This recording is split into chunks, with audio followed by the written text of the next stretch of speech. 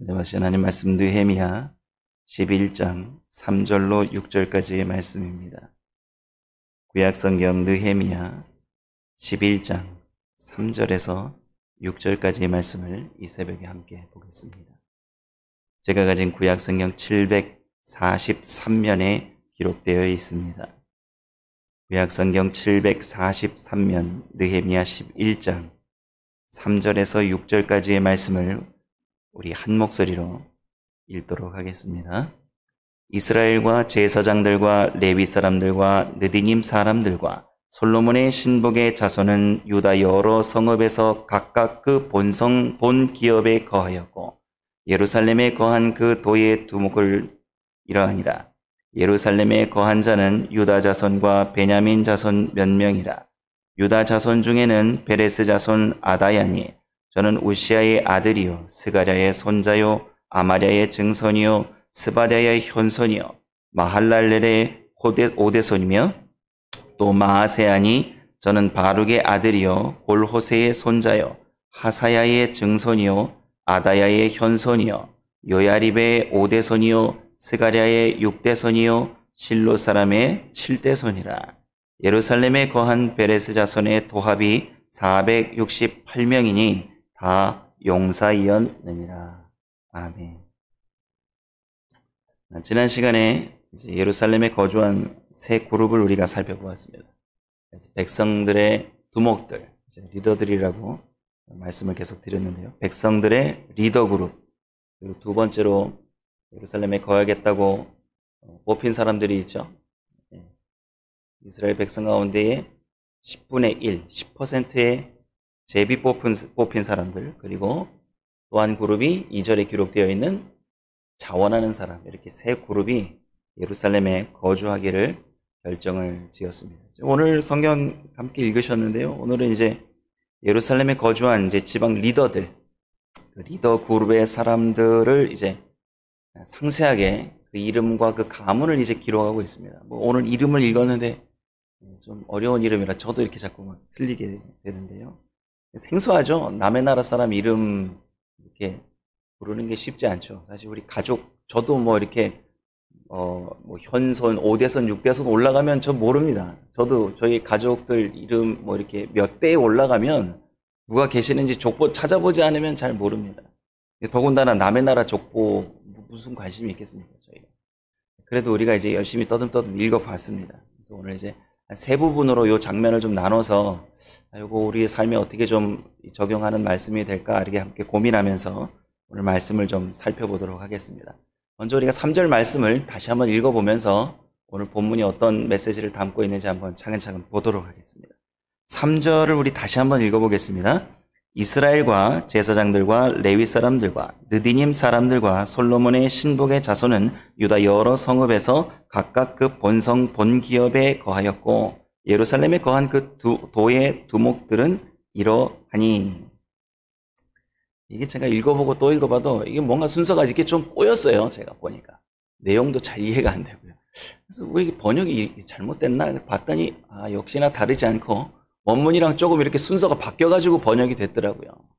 원래는 이제 구조가 11장 1절하고 이렇게 비슷하게 번역이 돼야 됩니다. 그래서 이제 제가 다시 한번 이거 원문을 이렇게 그냥 직역해서 제가 읽어드리면 순서가 조금 바뀌어 있습니다. 순서를 바꿔서 읽어보면 조금 더 이해가 쉽습니다. 그래서 제가 다시 한번 이게 히브리 원문 이렇게 번역된 거를 제가 찾아서 한번 읽어드려 볼게요. 3절입니다. 예루살렘에 거한 그 도의 지도자들은 이러하니라. 유다의 성들에서 각 사람은 그들의 성에 있는 그 소유지에 거하였다. 그들은 이스라엘 사람들, 제사장들, 레위 사람들, 느디님 사람들, 그리고 솔로몬의 종들의 후손들이었다. 이게 이제 순서가 좀 바뀌었습니다. 원문하고요. 그러니까 이제 구조를 보면 이스라엘의 예루살렘에 거한 사람이 누구냐? 그 지도자들이다 이러고 부연 설명을 이제 시작하는 겁니다. 지도자들이라는 말을 계속해서 강조하고 있습니다. 리더 그룹이 예루살렘에 먼저 거주하기로 상당히 애썼고 실제로 실천으로 옮겼다라는 걸 계속 이제 느헤미야서에서 우리가 발견할 수 있습니다. 그러니까 어느 정도 사회적 지도층이고 또 족장인 사람도 있고 또 관료들도 있을 수 있고 뭐 여러 가지 사람들, 지역 사람들 가운데 이렇게 선망의 대상이 되는 그런 분들을 아마 이렇게 먼저 앞에 이렇게 기록했던 것 같습니다.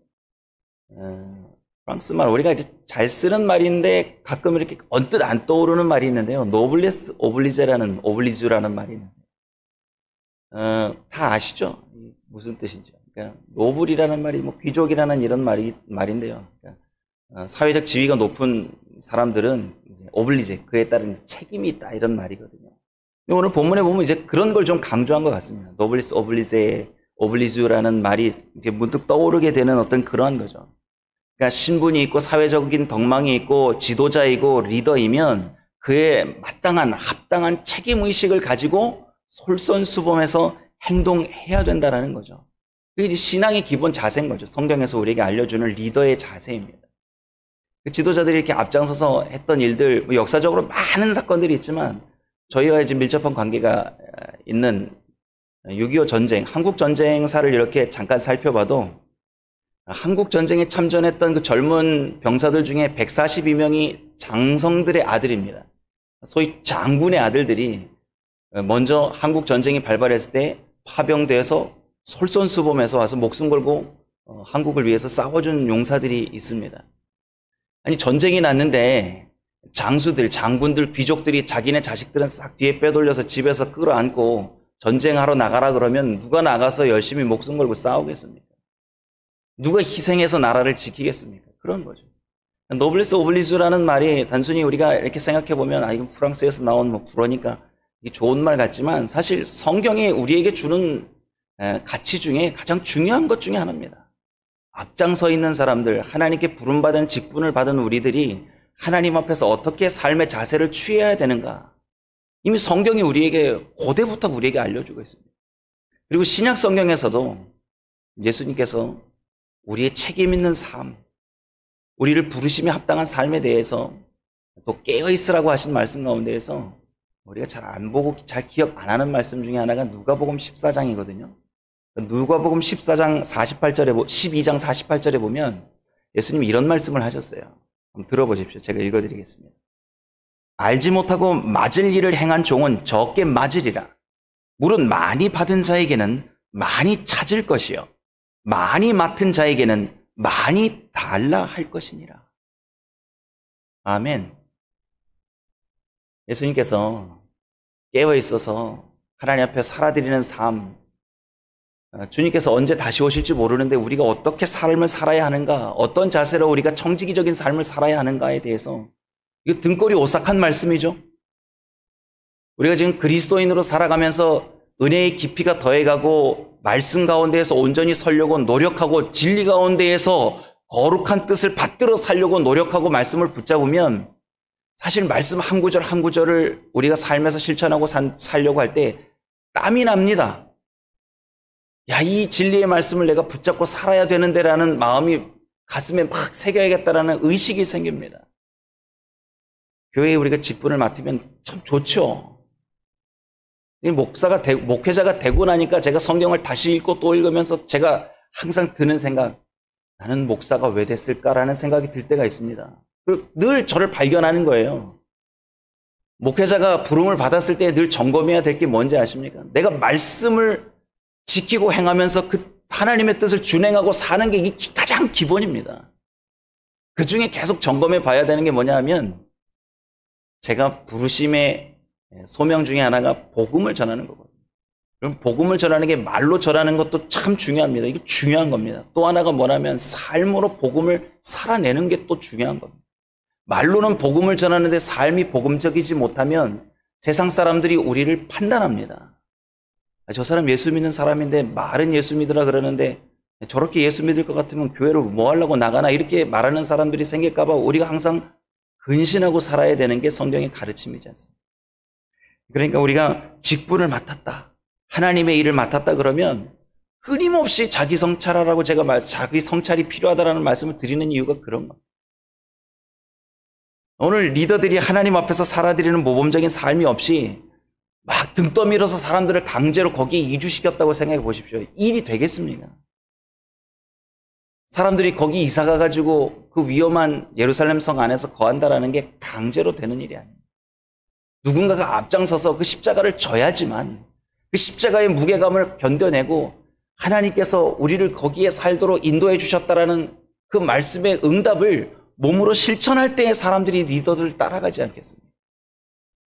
그래서 우리는 우리에게 주신 직분이 사회적인 지위랑 다르다라는 거 잘 알고 있습니다. 그러니까 사회적 지위를 얻고 이렇게 계층이 높아지고 어떤 리더 그룹에 속하게 되면 사람들이 이제 자꾸 군림하려고 그럽니다. 자꾸 지시하려고 그래요. 뭘 자꾸 시키려고 그럽니다. 그리고 가르치려고 그래요. 뭐 이건 이렇게 해야 된다, 저건 저렇게 해야 된다. 교회는 그렇지 않습니다. 하나님이 주시는 직분은 그렇지 않습니다. 오히려 그 반대와도 같은 거죠.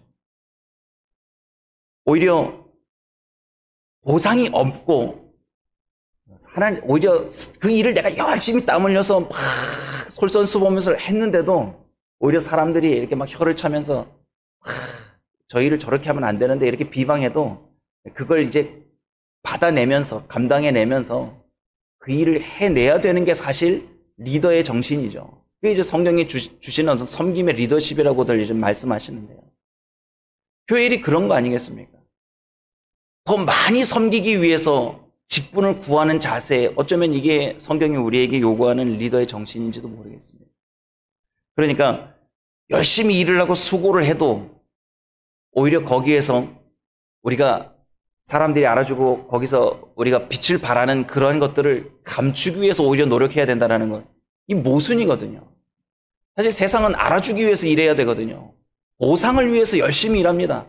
많이 보상을 주는 직업이라든지 지위를 얻기 위해서 더 많은 희생을 각오하거든요, 사람들이. 근데 하나님의 일은 그렇죠. 수고해도 얻을 게 없고요. 바랄 수 없는 게 하나님의 일입니다. 종이 맡은 일 열심히 했다고 주인한테 찾아가서 수고했으니까 품삯 달라고 요구할 수 있나요? 우리가 다들 종이라고 그러지 않습니다. 우리는 하나님 부름받은 종으로 살아야 됩니다. 목회자들은 주의 종입니다. 그런 표현 참 민망합니다. 종이 뭡니까? 월급 받으면 종이 되나요? 칭찬 받으면 종이 되나요? 그렇지 않습니다. 마땅히 해야 될 일을 하는 게 종이지 않습니다. 주인이 욕을 하고 발길로 걷어차고 일을 막 죽어라고 밤을 새서 헌신해서 무슨 일을 해놔서 명령을 준행했어도 주인이 마음에 안 든다고 볼기짝을 한 대 내려쳐도 말할 수 없어요. 억울함을 호소할 수 없습니다. 그런 게 종들의 삶 아니겠습니까?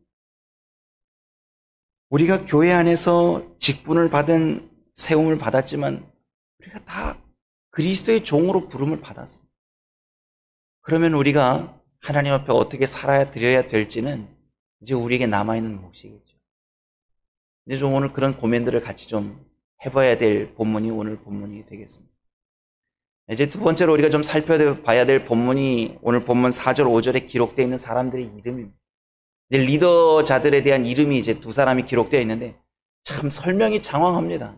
오늘 4절에 한 사람 아다야, 5절에 한 사람 마세야 이렇게 기록하면 되는데 누구의 손자요, 누구의 현손이요, 누구의 5대손이요, 누구는 7대손이요 이렇게 기록되어 있는데요. 눈으로 보십시오. 제가 빨리 한번 읽어드릴 테니까요. 어떻게 이 두 사람을 소개했는지 한번 봐주십시오. 제가 4절, 5절 말씀을 읽어드리겠습니다. 예루살렘에 거한 자는 유다 자손과 베냐민 자손 몇 명이라. 유다 자손 중에는 베레스의 자손 아다야니 저는 우시아의 아들이요 스가랴의 손자요 아마랴의 증손이요 스바다의 현손이요 마할랄렐의 5대손이며 또 마아세야니 저는 바룩의 아들이요 고로세의 손자요 하사의 증손이요 아다야의 현손이요 요아립의 5대손이요 스가랴의 6대손이요 실로 사람의 7대손이라. 아멘. 오늘 보시면 두 사람 소개하는데 이렇게 장황하게 그 조상들 이름까지 다 올렸습니다. 4절은 아다야라는 사람을 베레스의 자손 아다야로 소개하면서 그가 누구의 5대손이요? 마할랄렐의 5대손이라고 소개하고 있습니다. 베레스라는 이름을 좀 기억하시면 좋습니다. 베레스라는 이름 자주 등장합니다. 이 유다의 아들입니다. 누구와 누구 사이에서 태어났냐면 유다와 그 며느리 다말에게서 태어난 사람입니다. 이게 죄 가운데에서 태어난 사람입니다. 이 한 사람 이름만 연구해가지고도 논문 쓰신 분들이 있더라고요. 그 이제 계대 결혼이라는 게 유대인들에게 있지 않습니까? 그 형이 죽고 그 형수님이 있으면 형수님을 그 동생이 취하는 그게 이제 계대 결혼. 그걸 통해서 이제 기업을 이렇게 상속할 수 있는 그 계보를 이어야 되거든요. 뭐 그런 걸로도 누구는 이렇게 논문을 썼더라고요. 그런 거 보면 이스라엘 사람 유대인들이 이름을 중요하게 생각하는데 특별히 베레스라는 인물은 예수 그리스도의 구속사에 나오는 인물이기 때문에 기억을 해 두십시오. 어떻게 해요? 유다와 다말 사이에서 태어난 아들. 그 베레스의 자손 가운데 아다야라는 사람이 이제 오늘 기록된 겁니다. 리더 그룹 중이에요. 족장일 수도 있고요. 이 사람이 유다 자손 가운데 어떠한 가문의 대표자일 수 있습니다. 그리고 이제 5절에 마세야는 누구요? 실로 사람의 7대손. 제가 찾아보니까 세라인 것 같아요. 실로 사람의 7대손. 세라의 7대손. 그 성경을 읽으실 때 사실 우리 가문이라고 별로 이름도 어렵고 그렇기 때문에 족보를 보면 사실 그냥 넘어갈 때가 많습니다. 그러니까 패스 이러고 이제 성경을 읽을 때가 많은데요. 이제 앞으로는 성경을 읽으실 때 족보가 나온다 그러면 뭐 일일이 읽으시는 건 은혜도 되지만 이름에 이 사람이 어떤 사람인지 알면 또 눈에 쏙 들어오지만 또 우리가 모르는 사람이 대부분이기 때문에 이렇게 족보가 나오면 특별히 우리가 눈여겨봐야 될 이유가 있습니다. 그건 이제 유대인들이 족보를 기록하는 이유가 있습니다. 한국 분들도 족보를 참 중요하게, 지금은 안 그렇지만 예전에는 족보, 어느 가문 출신 이런 거 상당히 중요하게 생각했죠. 저도 아버님이 돌아가시면서 남겨주신 유산 중에 족보가 있습니다. 근데 제가 안 가지고 왔습니다. 요즘 그거 잘 따지지 않죠. 그런데 지금 우리가 그리스도인이 되었고, 우리가 하나님 나라의 이름을 올린 사람들이 되었습니다. 생명책에 이름이 남겨졌는데요. 그런 의미를 가지고 이제 이 족보들을 보면 유대인들이 막 그냥 이거 이름 알리기 위해서 쓴 것 같지는 않습니다. 많은 학자들이 말하기를 구약의 족보는 신앙의 계보를 이어주는 역할을 했다는 거죠. 그러니까 이름이 여기 기록되려면 여호와 신앙을 물려받은 사람만이 여기 이렇게 기록된다라는 거죠. 그래서 아브라함의 아들 이삭, 이삭의 아들 야곱은 사실 형제가 있지 않습니까? 그 믿음의 계보를 따라간다라는 거죠. 야곱도 아들이 많습니다. 12명이나 있습니다. 손자들도 있습니다. 그런데 이스라엘이 12지파가 되게 하시고 그 가운데에서 유다 자손의 계보를 성경에서 중요하게 보지 않습니까? 왜 그래요? 왜 그렇습니까? 그게 구속사에 이름이 올라가기 때문에 그렇습니다. 그러니까 이름, 구약의 족보 이러면 신앙의 계보, 신앙을 이어가는 이름이라는 거죠. 이렇게 보면 또 가슴이 이게 또 참 뛰는 말씀인 거죠. 왜냐하면 오늘 본문을 통해서 이 본문에 만약에 이런 기록이 한번 기록되어 있다고 생각해 보세요. 아묵의 장로님의 오대스님 누구 이러고 신앙인을 소개한다. 뭐 어느 집사님, 어느 권사님의 몇 대, 뭐 7대 손 누구입니다라는 이름이 소개된다라고 생각해 보세요. 참 우리가 가슴이 뜨거워지는 일이죠. 예를 들어서 제 아들이 아들을 낳고 7대 손까지 이어졌는데 7대를 걸쳐서 태어난 후손들이 다 예수 믿는 자녀가 되었다. 가슴 벅찬 일이고 지금 기도할 만한 맛이 나는 그런 일들이죠.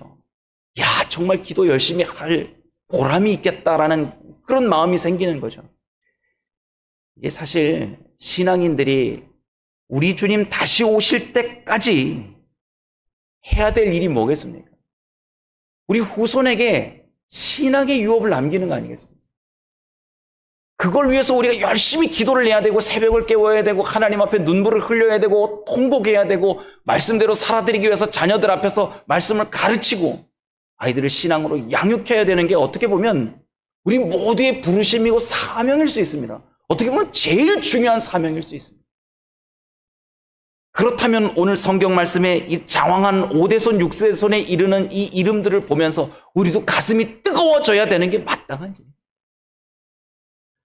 저도 아들이 있지 않습니까? 이 아들이 믿음으로 클지 어떨지는 몰라도 제가 기도하지 않겠습니까? 자식이 믿음이 생기기를 위해서 어느 부모가 기도 안 하겠습니까? 제일 간절한 기도 제목 중에 하나입니다. 이 아들이 믿음으로 자라나기를 매일매일 기도합니다. 그런데 기도함으로 저는 끝나지 않습니다. 기도만으로 되나요? 이 아들이 나중에 제가 죽고 나면 읽어보라고 제가 이 아들이 태어나기 전부터 이 아들을 위해서 기도해 준 분들을 제가 다 써놓습니다. 이 아들을 위해서 기도해 주신 목사님, 장로님, 권사님들, 집사님들 이름을 다 기록해 놨습니다.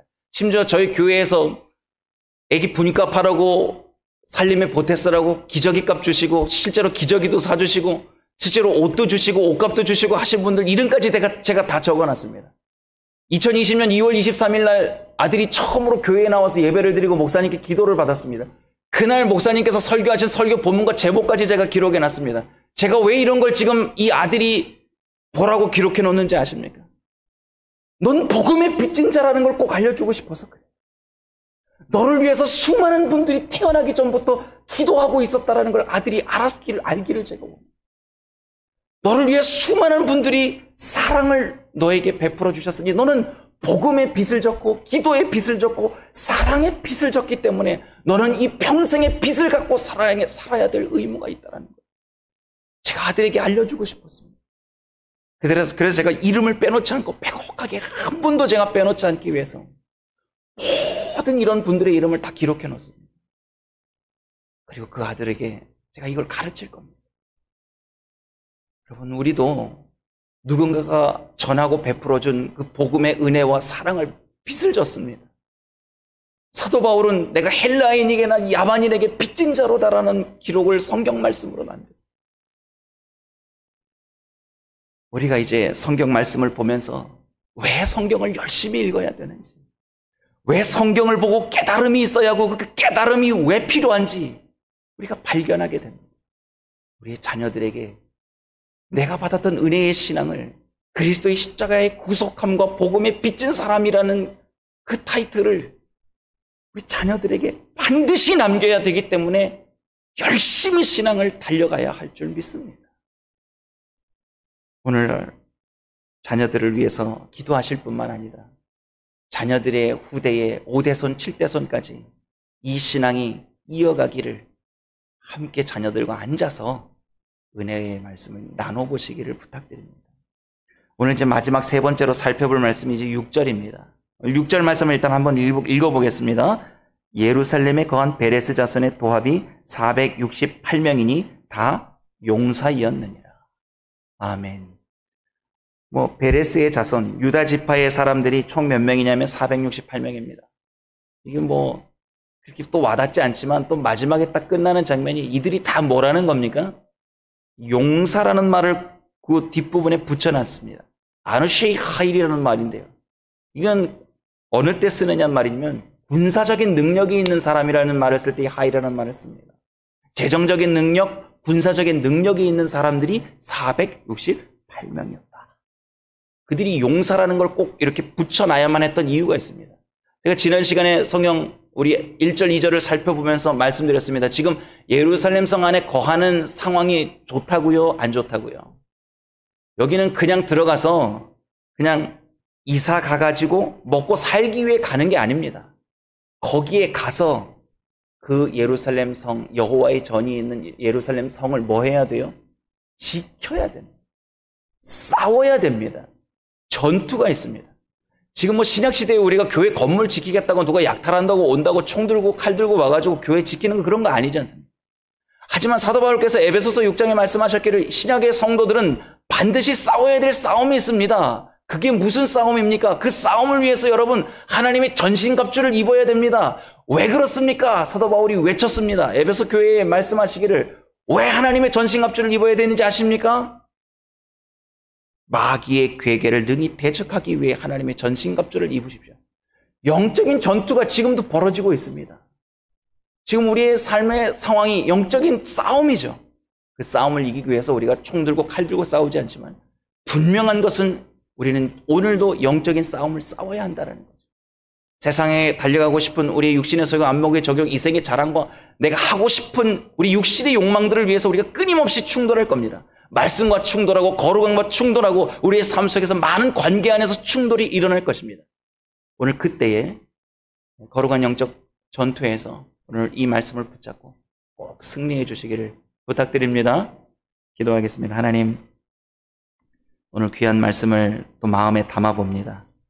우리가 하나님의 부르심에 합당한 직분자답게, 리더답게 하나님 앞에 살아드리는 삶을 살 수 있도록 우리가 더욱더 하나님 앞에 거룩한 삶, 그리고 누구도 알아주지 않는 그곳에서 가장 낮아지는 모습과 겸손의 모습으로 주의 나라를 섬기게 하시고, 또한 이 섬김의 모습이 우리 후손에게 본이 되어서 하나님 나라의 귀한 일꾼들이 우리의 자손들 가운데 5대손, 7대손, 10대손, 100대손 주님 다시 오시는 그날까지 우리의 자손들이 이 신앙의 계보를 이어받게 하여 주시고, 나아가 이 영적인 전투를 승리로 이끌어낼 수 있는 말씀의 사람, 기도의 사람, 하나님의 전신갑주를 취하는 믿음의 후사들이 되어서 하나님께 귀하게 쓰임받는 우리의 가문이 되도록 예수님의 이름으로 기도드립니다. 아멘.